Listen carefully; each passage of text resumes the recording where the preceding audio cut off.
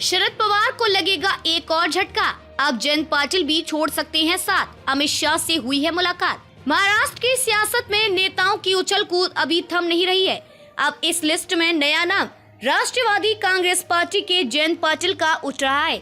सूत्रों के मुताबिक जयंत पाटिल ने केंद्रीय गृह मंत्री अमित शाह से मुलाकात के बाद उन्होंने अपने समर्थक विधायकों को भी मुंबई बुला लिया है। ये मुलाकात ही अब एनसीपी में एक और टूट की संभावनाएं बढ़ा रही है। सूत्रों से मिली जानकारी के अनुसार जयंत पाटिल और अमित शाह की ये मुलाकात मुंबई के होटल JW मैरियट में आज यानी रविवार की सुबह ही हुई है। बताया जा रहा है कि इस मीटिंग की पटकथा डिप्टी सीएम अजित पवार और देवेंद्र फडणवीस ने लिखी थी। इस मुलाकात के बाद राजनीतिक गलियारों में ऐसी चर्चा है कि जयंत पाटिल एनसीपी के शरद पवार गुट को छोड़ अजित पवार के साथ जा सकते हैं।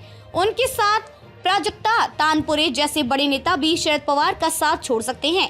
अगर ऐसा होता है तो राष्ट्रीय पटल पर विपक्षी एकता की बुनियादी खड़ी कर रहे शरद पवार को एक और झटका लगेगा। शरद पवार को छोड़ अजित पवार के नेतृत्व में एनसीपी के 8 विधायक महाराष्ट्र की शिंदे सरकार में मंत्री बन गए थे।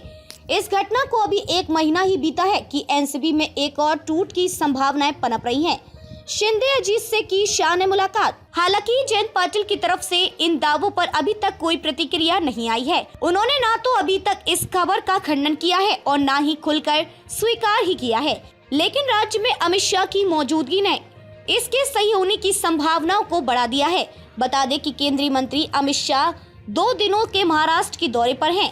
अपने दौरे की शुरुआत में ही अमित शाह ने मुख्यमंत्री एकनाथ शिंदे और डिप्टी सीएम अजित पवार से मुलाकात की थी। जानकारी के मुताबिक 45 मिनट की इस मुलाकात के दौरान अजित शाह और शिंदे अजित के बीच आगामी लोकसभा चुनाव की तैयारियों को लेकर चर्चा हुई थी। इस बैठक के दौरान शाह ने अजित से पश्चिम महाराष्ट्र की उन 4 सीटों को लेकर भी बात की जो एनसीपी या शरद पवार के गढ़ के तौर पर पहचानी जाती हैं। अगर जयंत पाटिल बीजेपी के साथ आ जाते हैं तो बीजेपी और भी ज्यादा मजबूती से इन सीटों पर दावा ठोक सकती है।